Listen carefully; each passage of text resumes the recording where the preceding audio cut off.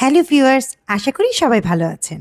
এতদিন আমি আমার পেশেন্টের দাঁতের চিকিৎসা আপনাদের সাথে শেয়ার করেছিলাম। চলুন আজ আমি আমার দাঁতের কি চিকিৎসা করিয়েছি তা আপনাদের সাথে শেয়ার করি। আমার দাঁতের চিকিৎসা করাতে আমি চলে এসেছি আমাদেরই হসপিটালে, আমার ডিপার্টমেন্টে অ্যাজ এ পেশেন্ট। এজন্য কিন্তু অনেক বেশি মজা লাগছিল।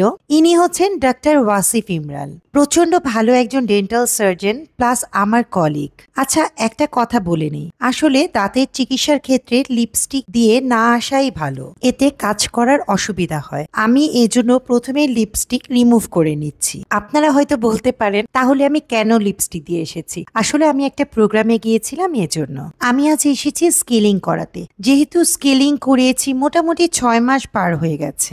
আসলে আপনারা মনে করেন আমরা শুধু আপনাদের অ্যাডভাইস দিই, কিন্তু আমরা মেনটেন করি না। না, তা না, আমরাও কিন্তু নিজেরাও 6 মাস পর পর আমাদের কলিগদের কাছ থেকে স্কেলিং করিয়ে থাকি। ডাক্তার ওয়াসিফ ইমরানকে অনেক অনেক ধন্যবাদ আমাকে অনেক যত্ন নিয়ে স্কেলিং করে দেওয়ার জন্য।